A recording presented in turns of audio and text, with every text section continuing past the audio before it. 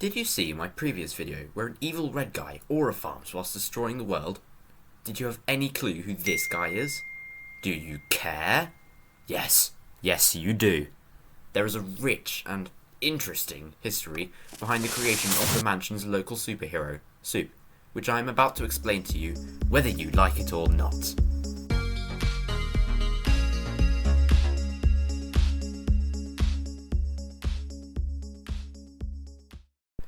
In the beginning, Supe did not exist, and I had friends. But then a ridiculous series of events occurred, which caused me to have to do some serious re-evaluation of the rules. These events include the grief of another player's grief, the incarceration of the grief, the assisted breakout of the grief, and attempted demolition of the oldest landmark in the world. After a heavy overhaul of the prison and expansion of the rulebook, I decided that anti-rogue operator player security was pretty nifty, and that if another player ever attempted to rain fire on the world again, I'd be ready enough to afford some fun. Thus, Supe was born. His name's spelling isn't just a play on the term soup, it's also an acronym that stands for, Spectacularly Outstanding Universe Protector. Yeah, that's probably it. Completely invulnerable and as strong as the game allows, Supe was your average generic unstoppable force of justice. However, he never actually saw action, and there has yet to be another incident since that ridiculous series of events those years ago. Of course, what's the point in having an awesome superhero to protect the world if there's nothing to protect the world against?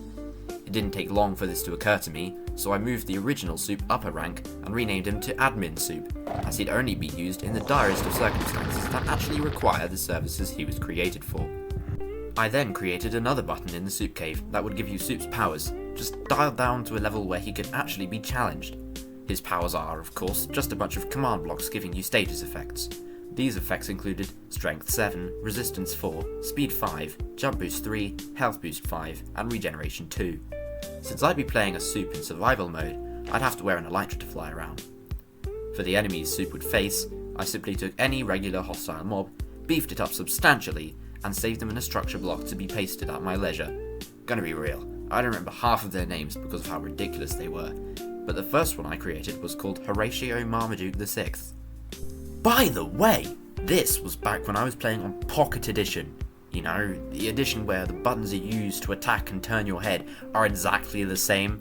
Massive respect to all the mobile players out there who engage in PvP, it's basically a death sentence. To the point. This obvious disadvantage in combat means I kinda had to get good at fighting my own creations. This was at first the humble Pocket Edition method of spam the screen and pray you live, so super mobs like Horatio Marmaduke VI were created to be manageable targets for disadvantaged players.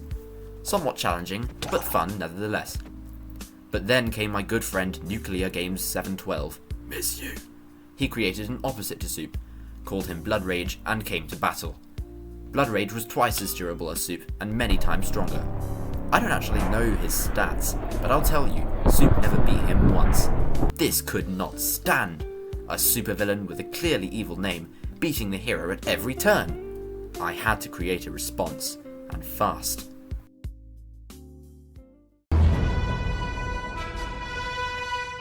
Supe 2.0. Faster, stronger, more agile, Supe 2.0 is at least twice as powerful as regular Supe, and he also sports a much nicer suit. This is truly a rival to Blood Rage. Whilst using Supe 2.0, I wield the Riptide Trident to boost my attack damage whilst dashing through the air at incredible speeds, which led to most Supe battles looking like this.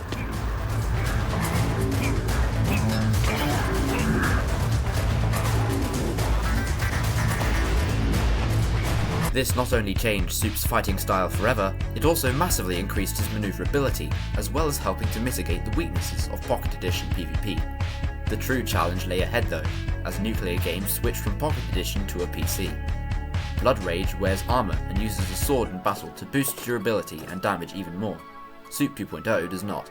Gotta keep the suit visible after all. The true climax of our battles was probably the most fun I'd ever had. A costume change doesn't mean that you will defeat me.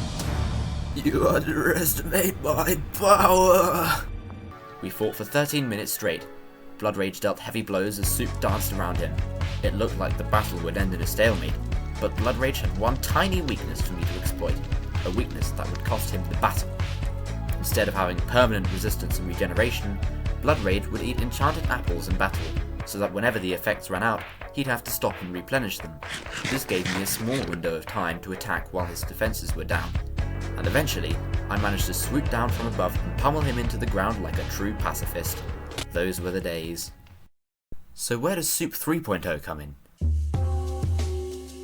You know those super mobs I mentioned?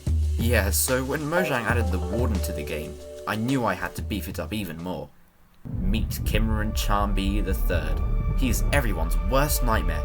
He deals 200 damage per melee attack, which is enough to kill the Ender Dragon in a single hit, and is so durable, he makes the piece of chewing gum you swallowed 6 years ago quiver in its boots. Soup 2.0 never stood a chance.